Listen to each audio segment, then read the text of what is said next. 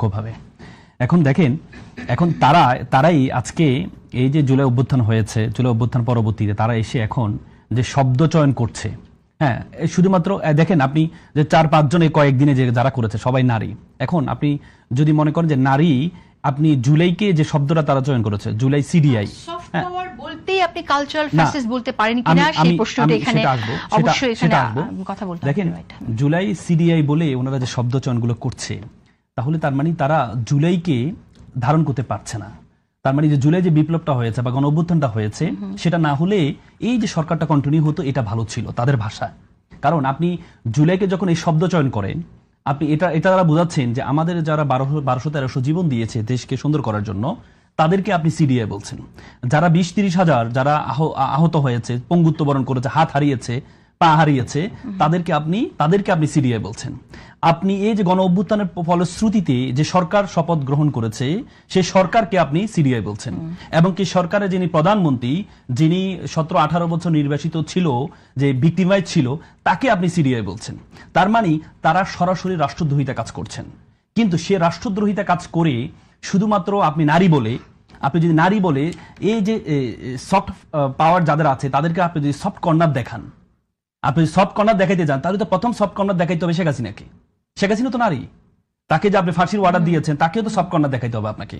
কিন্তু যারা এখন সফট কর্নার দেখাচ্ছে তাদের প্রতি, যে তারা নারী বলে তারা দেশদ্রোহিতা করতে পারবে, তাদের বিরুদ্ধে আইনি কোনো পদক্ষেপ গ্রহণ করা যাবে না, এটা বলে যখন ঢাকা বিশ্ববিদ্যালয়ে ছাত্রীরা আন্দোলন করছিল, তখন ছাত্রলীগ যেভাবে মেয়েদের উপর আক্রমণ করেছে, তখন এই যে কালচারাল ফ্যাসিস্ট যারা, তারা কি সেই সময় মুখ খুলেছিল? মুখ খুলে নাই, বরং ছাপাই গিয়েছে যে এরা করতে হবে, করুক। তার মানে আপনি এদেরকে নারী বলে আপনি এদের অপরাধকে অপরাধ বলবেন না। এদেরকে অপরাধ না বলে এই যে জুলাইয়ের যে বিপ্লবটা হয়েছে, যে গণ অভ্যুত্থানটা হয়েছে, পুরো গণ অভ্যুত্থানকে আপনি প্রশ্নবিদ্ধ করছেন। এর আগে যে শাওন, এর আগে অন্তর্বর্তীকালীন সরকারের সময় তাকে একবার ডিবি গ্রেপ্তার করেছিল। গ্রেপ্তার করে তাকে পরবর্তীতে তাকে ছেড়ে দেওয়া, কোনো একটা পাওয়ারে তাকে ছেড়ে দেওয়া হয়েছে। সে এই জুলাই অভ্যুত্থানের পরবর্তীতে নতুন বাংলাদেশ হয়েছে, নতুন সরকার শপথ গ্রহণ করেছে। সেই শপথের পরবর্তীতে সে যখন জুলাইয়ে এই শব্দ চয়ন করার মাধ্যমে পুরো সরকার ব্যবস্থা, পুরো জুলাই অভ্যুত্থান, পুরো জায়গায় তারা প্রশ্ন তুলছে। তো সুতরাং এদেরকে যদি আপনি শাস্তির আওতা না নিয়ে আসেন, তাহলে এদের মাধ্যমে আপনি যাদেরকে এই পর্যন্ত গ্রেপ্তার করেছেন, সবাইকে কিভাবে গ্রেপ্তার করেছেন? আপনি গ্রেপ্তার করেছেন যে তারা হচ্ছে যে এই যে 1200-1300-কে শেখ হাসিনা তো গুলি করেন সরাসরি। শেখ হাসিনা গুলির নির্দেশনা দিয়েছে, তার সহযোগী যারা ছিল তারা সহযোগিতা করেছে। আমরা যখন আইনগুলো যখন হয়, তখন 34 একটা যুক্ত হয়, যে কমন ইন্টেনশন। আপনি যখন অপরাধ করছে, তারা গুলি করছে, আপনি যখন তাকে আপনি মৌখিকভাবে অথবা এই দিয়ে আপনি তাদেরকে সহযোগিতা করছেন যে করো, তোমরা এটা করতে পারো। যারা আজকে আন্দোলন করছে তারা দেশদ্রোহী। আমরা তো দেখেছি এই 5 আগস্টের আগে যতদিন প্রত্যেক দিনে যে মিডিয়াগুলোতে যে আপনি দেখেছেন যারা টকশো করতো, তারা বলছে এরা যারা করছে এরা সবাই দেশদ্রোহী, এদেরকে দেশদ্রোহী, তার মানে এদেরকে হত্যা করা যায়। তার মানে এরা যে এই ন্যারেটিভটা তৈরি করেছে, তার মানে শেখ হাসিনা সুপিরিয়র লাইবিলিটি হিসেবে যেভাবে এটা অন্তর্ভুক্ত হচ্ছে, তেমনি যারা এই যে ফ্যাসিস্ট, যারা কালচারাল ফ্যাসিস্ট যারা ছিল, তারাও সেম 34-এ কমন ইন্টেনশনের কারণে যে এই যে অপরাধটা চলতে থাকুক, সেদিন তো প্রতিবাদ করার সুযোগ ছিল। আপনি কমন ইন্টেনশনের কথা বলছেন তো, আচ্ছা সেক্ষেত্রে ধরা যাক যে আমাদের জুলাই গণঅভ্যুত্থানের সময়ে যখন কিনা এভাবে ছাত্রদের জনতার উপরে ছাত্র জনতাকে গুলিবিদ্ধ করে মারা হচ্ছে, হত্যা করা হচ্ছে, সেই সময়টায় প্রকাশ্যে কেউ এসে সমর্থন দিল এবং গুলি করতে বলল, সেটা আপনাদের কাছে কোনো প্রমাণ আছে, তখন সেটাকে একটা অন্য আপনি আইনের মধ্যে ফেলতে পারছেন কমন ইন্টেনশনের জায়গায়। কিন্তু যে ব্যক্তি এর আগে আপনার মে পর্যন্ত বা জুনের এই গণঅভ্যুত্থান আগের সময় পর্যন্ত শেখ হাসিনার সকল কাজকে সমর্থন দিয়ে গেছে, কিন্তু আপনার কাছে কোনো প্রমাণ নেই যে সে এই হত্যাকে সমর্থন জুগিয়েছে, তাকেও আপনারা এই হত্যার মধ্যে আসামি করতে পারেন কিনা? সেটা এমন কি হয়েছে কিনা না, আমি জিজ্ঞেস করছি। সেক্ষেত্রে আমরা কথা বলছি কিন্তু এই গণঅভ্যুত্থানে হত্যার বিচার নিয়ে আমরা কথা বলছি। সফট পাওয়ার যারা ফ্যাসিজম এনাবেল করতে কাজ করেছে, তাদের বিচার আপনারা চাইছেন। সেটা বিচার আসলে কিভাবে হতে পারে? কারণ এটা তো আমাদের প্রচলিত কোনো আইন নাই, সেই জায়গা থেকে আমরা কথা বলছি। আমি আপনাকে বলেছি, ধরেন আপনি কোথাও ধরেন একটা হত্যা হয়েছে, সাপোজ জিডিবিতে একটা হত্যা হয়েছে, হত্যার জন্য কেউ নিচে অবস্থান করছে, পাহারা দিচ্ছে যে লোকটা কখন আসবে। হ্যাঁ, সে কিন্তু হত্যার সাথে সরাসরি জড়িত না। কেউ অর্থায়ন করেছে যে তুমি মারবা, তোমার ওখানে যারা যারা তোমার যারা যারা তোমাকে সহযোগিতা করবে এদের প্রত্যেকটা অর্থায়ন আমি করব। কেউ তাকে খাওয়ার দিয়ে সহযোগিতা করেছে, কেউ তাকে মানসিকভাবে যেমন জিটিভিতে হয়েছে, তাহলে জিটিভির প্রধানও এটার সাথে লাইবিলিটি হবে, তার লাইবিলিটি যাবে। কেন যাবে? কারণ আপনি জানেন যে এখানে একটা হত্যা হবে, কিন্তু আপনার বাধা প্রদান সেটা তুমি বললাম আপনাকে বিশেষ ঘটনার আপনি যখন আপনি যখন যিনি শুধু গুলি করবেন তিনি হত্যার আসামি হন না। যদি 10 জন 20 জন যিনি শুধুমাত্র স্পেসিফিক গুলি করেছেন তিনি আসামি হবেন না। বুঝে গেছি আমি আপনার কথা। আমি ব্যারিস্টার মামুন, আমরা ফিরছি, আলোচনা ফিরছি। আপনার কথা আমি আবারও শুনবো একটা ছোট বিরতির পর। দর্শক সাথে অপরাধ, সেই অপরাধের বিচার তো হওয়া উচিত। আপনি কখনোই সফট পাওয়ারকে হার্ড পাওয়ার দিয়ে মোকাবেলা করতে যাওয়াটা সমর্থনযোগ্য মনে করবার কারণ নাই, কোথাও না, পৃথিবীর কোথাও। যারা করেছে তারা ভুল করেছে। সফট পাওয়ারকে মোকাবেলা করবার জন্য আপনাকে আর একটা পাল্টা সফট পাওয়ার তৈরি করতে হবে। এখন কালচারাল ইভেন্ট দিয়ে কালচারাল ইভেন্টকে মোকাবেলা করতে হবে, রাজনীতি দিয়ে রাজনীতিকে মোকাবেলা করতে হবে।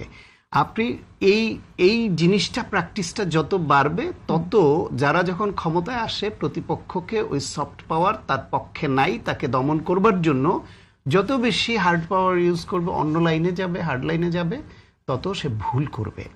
বরং এটা বাস্তবতা যে বাংলাদেশে কালচারাল লাইনে, সাংবাদিকতায়, লেখক, সাহিত্যিক, বুদ্ধিজীবীতে আওয়ামী লীগের উইংটা সবসময় স্ট্রং। নারীদের সংগঠনে আওয়ামী লীগের স্ট্রং ছিল। তার বিপরীতে জামায়াত তাদের মতো করে সাংবাদিকতা বিভিন্ন জায়গায় একটা ফোর্স তৈরি করেছে বলে এখন আমরা নানান আলোচনায় শুনছি। আচ্ছা, সেটা তো সফট পাওয়ার না, সেটা কোন পাওয়ার সেটা আমরা শুনবো, সেই পাওয়ারটা কিরকম। কিন্তু আমি তার আগে আপনাকে একটু প্রশ্ন করি যে এই যে আপনি বললেন যে আওয়ামী লীগের সফট পাওয়ারটা অনেক স্ট্রং, অনেক শিল্প সাহিত্যিক অনেকে আছে, ছিল, এখনো আছে বলেই মনে হয়। কারণ এখন কি তারা আসলে বিএনপি হয়ে গেল? এখন কি হঠাৎ বিএনপি হয়ে গেল? ঘাপটি মেরে আছে, আছে কোনো না কোনো ভাবে হোক আছে আর কি। মানে গলার আওয়াজটা টোন ডাউন হয়েছে। বিএনপির কম কেন? না, সেটা হচ্ছে বিএনপি আমার ধারণা এদিকে মনোযোগ দেয়নি। বিএনপি বিভিন্ন সময় রাষ্ট্র পরিচালনার দায়িত্ব অনেকবার ছিল এবং একেবারে কম সময় না, কিন্তু তারা এইগুলো নতুন করে করেছে, শিল্পী তৈরি করেছে, কিন্তু এই শিল্পীদেরকে বিএনপি বানাতে হবে সেই প্রক্রিয়াটা তাদের ছিল না। আপনি তো বলছেন সফট পাওয়ারকে মোকাবেলা করতে হবে, সফট পাওয়ার, সেটাই বললাম, সেই প্রক্রিয়া তাদের ছিল না। এটা তাদের দলগতভাবে দুর্বলতা আমার মনে হয়, যে দলীয়ভাবে প্রাতিষ্ঠানিকভাবে সবাইকে বিএনপি বানিয়ে ফেলতে হবে তা না, কিন্তু বিএনপির একটা রাজনৈতিক আদর্শ আছে, এই আদর্শকে ধারণ করে এইরকম ইন্টেলেকচুয়াল তৈরি করবার জন্য পার্টিগতভাবে যে ব্যবস্থাপনা দরকার, যেটা আপনার আওয়ামী লীগে, বামপন্থী সংগঠনে বা জামায়াত ইসলামে যতটা আছে, বিএনপিতে আমি তার অনুপস্থিতি দেখতে পাই। যে কারণে এখন বিভিন্ন জায়গায় যেই সব পদে বা যেসব জায়গায় বিশ্বস্ত এবং আদর্শিক লোক দরকার, সেখানে খুঁজে পেতে দেখা যায় যে আমার এখানে 3 জন আদর্শিক লোক হলে সরকারের পলিসি ক্যারি করে তারা ভালো করে চালাতে পারবে, পাওয়া যায় না। সেক্ষেত্রে ভবিষ্যতে আপনারা সফট পাওয়ারকে ডিল করবেন কিভাবে? সফট পাওয়ারকে সফট পাওয়ার দিয়ে ডিল করার যোগ্যতা অর্জন করতে হবে। এবং ততক্ষণ পর্যন্ত, যদিও আমি আইনজীবী আছে, আমি একটা জিনিস বলি, সেটা হলো বাংলাদেশে এখনো পর্যন্ত কিছু আইন আছে যার মাধ্যমে সমাজে অস্থিরতা তৈরি করতে পারে। এইরকম কোনো ইভেন্টের মানে উদ্ভব হলে তাকে আইনের আওতায় নিয়ে ওই অস্থিরতা বা সমাজ যে বিশৃঙ্খলা বা সহিংসতা ঘটতে পারে সেটাকে নিবৃত্ত করবার জন্য কিছু বিধিবিধান রাষ্ট্রে আছে, যেটাকে বিভিন্ন সময়ে আমরা বিরোধী দলে গেলে বিরোধিতা করি, যে আইনটা বিরোধী দলে কেউ চায় না, কিন্তু সরকারি দলে গেলে আবার সেটা বাতিলও কেউ করে না। সেই আইনগুলো এখনো পর্যন্ত আছে, আমি সেটাকে সমর্থন করছি না, কিন্তু যতদিন বাতিল না হয় ততদিন ওই রকম কিছু বিষয় আছে। কিন্তু কোনো না কোনো ভাবে এখন আপনি মনে করেন এই যে অশ্লীল গালিগালা, যেটা একটু আগে ব্যারিস্টার সাহেব বলছিলেন যে আওয়ামী লীগের নারীরা অশ্লীল শব্দ, এটা নিয়ে আওয়ামী লীগের নারীরা অশ্লীল শব্দ ব্যবহার করে, জামায়াতের নারীরা কি অশ্লীল শব্দ ব্যবহারে পিছিয়ে ছিল? কিছুদিন আগে প্রধানমন্ত্রী তারেক রহমান, তার কন্যা, এমনকি প্রয়াত প্রধানমন্ত্রী বেগম খালেদা জিয়াকে যত রকমের বাজে অশ্লীল শব্দ জামায়াতের কর্মী এবং নারী কর্মী এবং নেত্রীরা ব্যবহার করেছে, একদিন অ্যারেস্ট করেও পরের দিন আবার ওই 24 ঘন্টার মধ্যে ছেড়ে দিয়েছে, সেই ঘটনা ঘটেছে। কেউ কাউকে তো পেছনে ফেলতে পারছে না দেখছি। এখন দ্বিতীয় কথা হলো, নারীদেরটা আলাদা করে আলোচনা কেন আসছে? ছেলেরা বা পুরুষরা কি অশ্লীল শব্দ ব্যবহারে পিছিয়ে আছে? তা না, ছেলেরা পুরুষরা এইসব শব্দ অহরহ অনেকে ব্যবহার করে। ভার্চুয়াল মিডিয়ায় ইউটিউবাররা বিদেশে বসে বেশ কয়েকজন, দুইজনের নাম বেশি আলোচনা আছে, কিন্তু উভয় পক্ষেরই বেশ কয়েকজন এত এত বাজে শব্দ ব্যবহার করেছে যে অশ্লীলতার ব্যবহারটাকে তারা সাধারণ পর্যায়ে নামিয়ে এনেছে। সেটা করেনি তারা, তারা তো পুরুষ। এখন নারীদের মুখে বা তাদের লেখা এই শব্দগুলো সচরাচর আমরা শুনে বা দেখে অভ্যস্ত না। তো হঠাৎ করে এরকম কয়েকজনেরটা দেখলে এটা আমাদের একটু লাগে যে মেয়েরাও এরকম কথা বলতে পারে, এটা হলো বিষয়। কিন্তু সংখ্যা তত্ত্বের বিচারে দেখলে এবং অশ্লীলতার বিচারে দেখলে দেখবেন পুরুষরা এবং ছেলেরা অনেক বেশি করছে, খারাপই না, খারাপই সেটাই। ব্যারিস্টার আল মামুন রাসেল, সেই বিষয়ে আপনি কিছু বলতে চাইলে বলবেন, কারণ আপনাদের যারা আদর্শ তাদের মুখেও আমরা অশ্লীল শব্দের ব্যবহার শুনেছি। অশ্লীল শব্দকে স্বাভাবিক করার একটা বিষয় আমরা তখন দেখেছি, শব্দগুলো মুখে আনতে পারছি না বলে দুঃখিত। ব্যারিস্টার মামুন রাসেল, আরেকটি প্রশ্ন, সেটা হচ্ছে যে আমরা সফট পাওয়ারকে সফট পাওয়ার দিয়ে ডিল করতে হবে এরকমটা শুনছি, এবং সেটাই আসলে সারা বিশ্বে করে, সব দেশেই করে। তো আপনাদের সফট পাওয়ার আসলে জামায়াতের সফট পাওয়ার কারা, আমি এটা শুনতে চাই। জামায়াতের সফট পাওয়ার কি শিল্পী যারা চলচ্চিত্র অভিনয় করছে তারা, নাচ গান করছে তারা, নাকি যারা ওয়াজ করছে তারা, নাকি যারা মব আপনার মব ক্রিয়েট করে ডিল করতে চাইছেন, আসলে কারা? আমির হামজা সফট পাওয়ার, আচ্ছা শুধু হতে পারে। দেখেন, প্রথম কথা হচ্ছে শাহিন্ত ভাই বলল তারেক রহমানের কন্যা নিয়ে একটা অপবাদ দিয়েছে। এটা কারণ তারেক রহমানের কন্যার যে ছবিটা ভাইরাল হয়েছে, ডাকসুর যে নেতাকে নিয়ে যে এটা হয়েছে, এটা কিন্তু প্রমাণিত সত্য। এটা এআই দিয়ে বানানো ছবি, এটা এআই ছবি। তারেক রহমানের মেয়ের বিষয়, এটা এআই ছবি। ডিবি নেওয়া হয়েছে, ডিবি গিয়ে এটা ফরেন্সিক পরীক্ষা করেছে, পরীক্ষা করে এটা বের করেছে, বের করে তাকে মুসলেকা দিয়ে তাকে ছেড়ে দেওয়া হয়েছে। এআই জেনারেটেড ছবিটা যারা শিবিরের কর্মী যারা শেয়ার করলো, সেটাকে আপনি শিবিরের কর্মী শেয়ার করে নাই, শেয়ার করেছে সবচেয়ে বেশি। আমি শত স্ক্রিনশট আমার কাছে আছে, যেখানে ছাত্র দলের নেতৃত্বস্থানীয় কেন্দ্রীয় নেতৃবৃন্দ যারা, এটা প্রমাণিত হওয়ার পরেও তাদের টাইমলাইনে এখনো পর্যন্ত এই ছবিটা আছে, এখনো পর্যন্ত আছে শেয়ার যে তারা করেছে। শিবিরের পক্ষ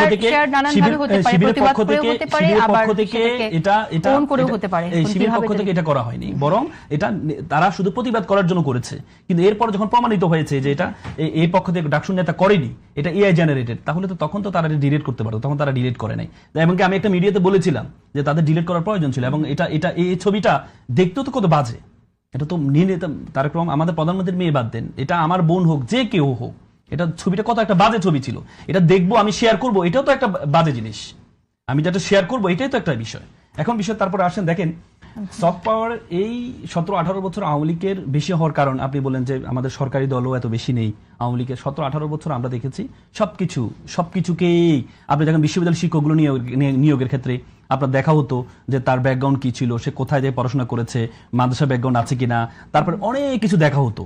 এবং দেখে আওয়ামীপন্থী পরিবারের, আমরা তো আপনি যখন দেখেছেন 5 আগস্টে যখন গণভবনে এই হয়েছে, তখন সেখানে অনেকগুলো সিভি পাওয়া গেছে, হাজার যাদের হচ্ছে এই বিভিন্ন চাকরির জন্য। তার মানে রাজনীতিকরণ করা হয়েছে প্রত্যেকটা সেক্টরে। আপনি যেখানে যেখানে সফট পাওয়ার গিয়েছে, সেখানে প্রত্যেকটা সেক্টরে রাজনীতিকরণ করা হয়েছে। আর 17-18 বছর টানা একটা সরকার ক্ষমতা থাকলে মনে হবে যেন বুদ্ধিজীবী হতে সবাই, তেলবাজ তো সবাই আছে। আমরা সাংবাদিকদের তেলবাজি দেখেছি। এই যখন বিদেশ সফর থেকে দেশে আসতো, তখন প্রশ্ন কি করতো? শুধু তেলবাজি, আপনি এটা করেছেন, আপনি সেটা করেছেন। অথচ প্রশ্ন করার দরকার ছিল কি, যে আপনি এটা করতে পারেন না, এটা কেন করতে পারেন না, সেটা প্রশ্ন করার দরকার ছিল। কিন্তু আমরা বড় বড় মিডিয়া ব্যক্তিত্বদেরকে দেখেছি, তারা শুধুমাত্র তেলবাজি করেছে। এই জন্য এই সরকারের এটা নতুনত্ব জিনিস, যেটা আমরা রেসপেক্ট করি, যে প্রধানমন্ত্রী নিজেই বলেছেন যে আমার নিজের নামকে, এই যে প্রধানমন্ত্রী এবার শপথ থেকে আসার পরে এটা এই করেছেন, তার বাজেটের পরে যে একটা অনুষ্ঠান ছিল, প্রায় 50 লক্ষ না 1 কোটি টাকা খরচ হয়, সেটা বাদ দিয়েছেন। আবার নিজের ছবি ব্যবহারের ক্ষেত্রে, হ্যাঁ নিজের ছবি 18 সালে 30 কোটি সামথিং ব্যয় হয়েছে। না, আমি বললাম সচরাচর বাজেট পরবর্তীতে 1 কোটি টাকা বাজেট থাকে, এটার বেশি 3 কোটি 10 কোটি 20 কোটি খরচ হয়, 30 কোটি হয়। তাহলে দেখেন এই যে প্রধানমন্ত্রী যে ছবি ব্যবহারে, আপনি দেখেন ছবি ব্যবহারের প্রথম প্রতিবাদ কিন্তু জামাতের একজন এমপি ডাক্তার মাসুদ, উনি একটা ব্রিজ করার সময়, এটা কি বলে, পটুয়াখালী একটা ব্রিজ উদ্বোধন করার সময় ব্যানারে প্রধানমন্ত্রীর ছবি দেয় না। এই জন্য ছাত্রদল যুবদল ওরা মব তৈরি করছিল। আপনার এই যে আমাদের রবি সাহেব মন্ত্রী, ওনাকে উঠে দেন স্টেজে, পরবর্তী স্টেজে ব্যানার খুলে, যে ব্যানারে প্রধানমন্ত্রী ছবি থাকবে না, এই ব্যানারে কোনো উদ্বোধন হবে না, কোনো প্রোগ্রাম হবে না।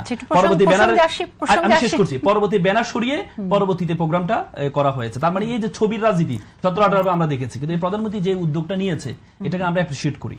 আমরা অ্যাপ্রিশিয়েট কিছু উদ্যোগটা নিয়েছে যে ছবি রাজনীতি থাকবে না, আচ্ছা, যেটা ভালো ঠিক আছে, সেটা ভালো এখন- হবে, যেটা খারাপ সেটা খারাপ হবে। তো সুতরাং জামাতের আপনি যদি আপনাদের soft পাওয়ার power ক্ষেত্রে যেটা, হ্যাঁ। অনেক ক্ষেত্রে অনেক ধরনের আছে। আপনি বিশ্ববিদ্যালয়ের শিক্ষক আছে, জামাতের যারা আপনি দেখেছেন জামাতের শত হাজার হাজার যারা হচ্ছে ডিপার্টমেন্ট ফার্স্ট ছিল কিন্তু শিক্ষক হতে পারে নাই, পরবর্তীতে বিভিন্ন বিশ্ববিদ্যালয়ে গিয়ে বিশ্বের বিভিন্ন বিশ্ববিদ্যালয়, আমেরিকার মতো বিশ্ববিদ্যালয়ে গিয়ে শিক্ষক হয়েছে, তারা এখন অনেকে আবার ফেরত আসছে, অনেকে এসে বিভিন্ন জায়গায় শিক্ষকতা করছে। সব ধরনের লোকজন জামাতের তো এরকম আছে, খুব বেশি আছে, কিরকম হবে এরকম? আমি কিরকম হবে এটা আসলে আমি কিভাবে আইডেন্টিফাই করবো বা আপনিও কিভাবে আপনার কোনো আইডেন্টিফাই সংখ্যা করবেন? আছে কিনা? না, এটা আমার মনে হয় আমাদের সরকারি দলেরও এই পরিসংখ্যানটা নেই। Okay. এটা পরিসংখ্যানটা খুবই কঠিন, কারণ হচ্ছে যখন আমরা তো সবসময় স্রোতে যেদিকে স্রোত যায় ওইদিকে আমরা সবসময় নৌকা যেতে দেখি। হ্যাঁ, তো সুতরাং যখন কেউ সরকারি দলে আসে বা বিরোধী দলে আসে, যারা কখনো ছিল না তারাও এসে এঙ্গেজ হয়। আর 17-18 বছর আমি মনে করি সবাই কিন্তু আওয়ামী লীগের সফট পাওয়ার ছিল না, কিন্তু যারা হচ্ছে মনে করছে না পাওয়ারের পক্ষে থাকতে হবে, পাওয়ারের পক্ষে থাকতে শিল্পীদের হবে। কথা যদি বলি, শিবিরের- অভিনেত্রী, শিল্পী, গায়ক, আপনি গায়িকা, আপনি জামাত যেটা একটা ইসলামিক দল, জামাতের একটা ইসলামিক সংস্কৃতির একটা উইং আছে, তাদের কালচারাল উইং আছে। আপনি দেখেছেন এবার পয়লা বৈশাখে তারা আলাদা যে সংস্কৃতিটা একটা আমাদের বাঙালি সংস্কৃতিকে ধারণ করে তারা র্যালি করেছে, তারা প্রোগ্রাম করেছে, তাদের একটা যেহেতু তাদের একটা নিজস্ব একটা উইং আছে নারীদের জন্য, নারীদের জন্য আলাদা কথা বলতে হবে, তাদের অবশ্যই তো আমরা কথা দেখি বলছে না, তো, কথা কই, বলছে সেই এতদিন program পর্যন্ত সবসময় কথা বলেছে, মিডিয়াগুলো সেভাবে ফোকাস করে নেই, এখন হয়তো করছে। এখন আপনারা দুইজন, আমি একজন, এই জন্য আমাকে একটু বেশি দিতে হবে, দিচ্ছে আপা। দেখেন না, ওনারা দুজন নাকি? না, না। আমাকে ওদিকে ডক্টর না, ঠিক আছে। স্নিগ্ধা কিন্তু উনি বিএনপি করেন না। মানে আপনি কি আসলে হ্যাঁ? আপনি একা হইলেন কেন? না না না, আমি তো আপাতত আমাকে যে প্রশ্ন করছে, না, আমি আপনি বিরোধী দল একা হিসেবে হলেন প্রশ্ন কেন? করছি, আমি তো তিনজন মনে করছিলাম। আপাতত আমাকে বিরোধী দল হিসেবে প্রশ্ন করছি, সেজন্য বললাম আর কি। আর আমরা দুজন সরকারি দল না সরকার, তা আপনি কি সরকারি দলকে ওন করেন না? আপনি না, দুইজন আমি করি না, না। না, আপনি করেন কিনা, উন করেন কিনা? আমি সরকারি করি, দল। আমি হ্যাঁ, তো সরকারি দল। সমর্থক। এবং কি আমার এই বোনটার সাথে আমি যতদিন টকশোতে গিয়েছি, আমার বোনকে সরকারি দল হিসেবে অ্যাড্রেস করা, আমাকে বিরোধী দল হিসেবে প্রশ্ন করা হয়। হ্যাঁ, কিন্তু আমি তো করা হয়। যদি আপা করে বা না করে এটা হতে পারে, কিন্তু ব্যাপারটা হচ্ছে সরকারি দল হিসেবে ওনার যত ন্যারেটিভ গুলো সরকারের পক্ষে গিয়েছে, মানে দেখেছি, সেটা দেখেছি, সেই হিসেবে আমি বললাম আর কি। ও আচ্ছা, আপনি আচ্ছা, ঠিক আছে, মানে জামাত আর আরো এক আমরা মিনিট সময় নেন। BNP আপনি অনেক ইতিহাস বলেছেন, আপনার প্রশ্নের বাইরে গিয়ে সেটা না, প্রসঙ্গে ফিরে আসি। তাহলে ওয়ার্ড যারা করে তারাও তো আপনাদের সফট পাওয়ার নিশ্চয়ই, সেটা আপনি ধরতে পারেন। তাহলে সফট পাওয়ার তো অনেক আছে, তাহলে মব কেন সবারই করতে হয় আছে। আপনার? না, এত সেই সফট পাওয়ার মবটা থেকে কি? সফট পাওয়ার Specific বলেন, সেই মবটা কি? মবের হুমকি সেই কেন মবটা দেয়া কি? হয়? এই যে যেটা আমরা একটু আগেই শুনলাম, বিরতির মধ্যেও কথা বলছিলাম আমরা, অধ্যাপক স্নিগ্ধা যেটা বলছিলেন যে কেউ একজন জুলাইকে খাটো করে কোনো কথা বলবে, সেটা আমরা কোনোভাবেই প্রত্যাশা করি না। এবং ফ্যাসিজমকে যারা আসলে সমর্থন জুগিয়েছে, সেক্ষেত্রে যারা যে ধরনের অপরাধ করেছে, প্রত্যেকের বিচার আমরা চাই। কিন্তু তার মানে তো এই না যে অপ্রত্যাশিত কেউ একটা কাজ করে তাকে মব করে তাকে আক্রমণ সেই করার মবটা মতো কি? হুমকি দেওয়া কে হবে। করেছে সেটা এক ধরনের হুমকি দেওয়া হয়েছে। specific আমার মনে হয় আমাকে যে অধ্যাপক স্নিগ্ধা, আমি সেই জায়গাতেও আমি আপনাকে বলি, আমি এই প্রশ্নটা করতে হবে।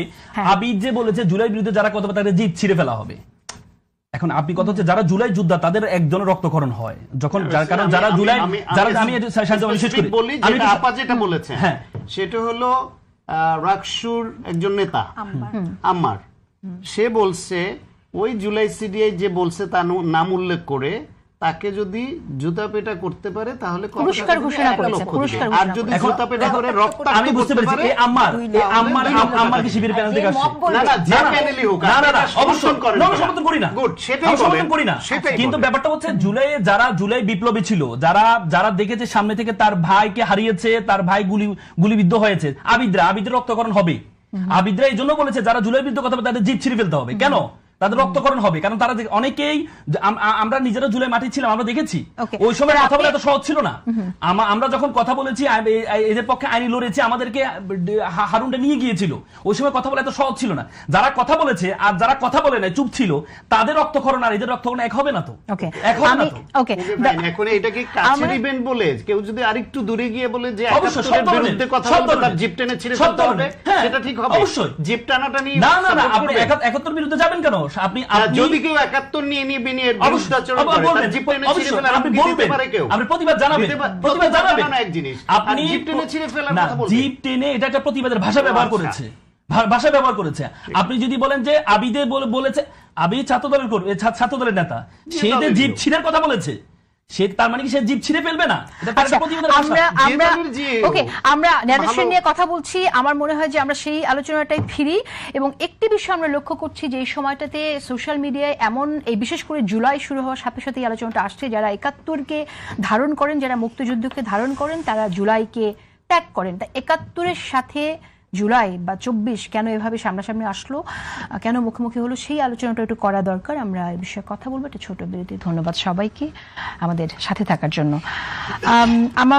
আমরা যে বিষয়ে কথা বলছিলাম যে 24 কি করে আসলে 71-এর মুখোমুখি দাঁড়িয়ে গেল, যেহেতু ন্যারেশন নিয়ে আমরা আলাপ করছি, ঠিক আমি আপনার কাছে পরে আসি। ডক্টর স্নিগ্ধা, আমি আপনার কাছে এই প্রশ্ন রাখি আগে যে আপনি কিভাবে দেখেন বিষয়টাকে, মানে কেন আসলে 24-কে 71-এর মুখোমুখি করতে হলো, কারা করলো, আপনার মন্তব্য শুনবো। আর পাশাপাশি ছোট একটি বিষয়, যে যারা আসলে এই যে জুলাইকে এভাবে খাটো করছে, এভাবে এত মানুষের যারা কিনা তাদের ত্যাগের মধ্য দিয়ে ফ্যাসিজম মুক্ত একটা বাংলাদেশ পেয়েছে, তাদেরকে খাটো করছে, সেই অপরাধকে আপনি কিভাবে দেখেন সেটা একটু সংক্ষেপে বলবেন। আচ্ছা, না এখানে আপনার প্রশ্নটার ব্যাপারটা হচ্ছে কি, দেখেন আমরা যখন আলাপটা করেছি, এখানে একটা আলাপ এসছে, এটা আমি আসলে ডিসএগ্রি করি, যে 17 বছরে এর সাথে কোনো কালচারাল হয়নি, এটা তো সত্য না। আপনি কিন্তু এই প্রতিবাদটাও জুলাইটাও করতে পেরেছেন। আমি কতগুলো নাম মেনশন করি, ধরেন শিক্ষক নেটওয়ার্ক এক ধরনের এই ফ্যাসিজমের মানে যা কিছু হচ্ছে তৎকালীন কিন্তু একটা বৈধতা তৈরি করেছে। আপনি যদি এই বৈধতার কাজগুলো কিন্তু এই গ্রুপ অফ পিপলকে, এবং প্রচুর বামপন্থী সংগঠন কিন্তু জুলাইয়ের আন্দোলনে অংশগ্রহণ করেছে।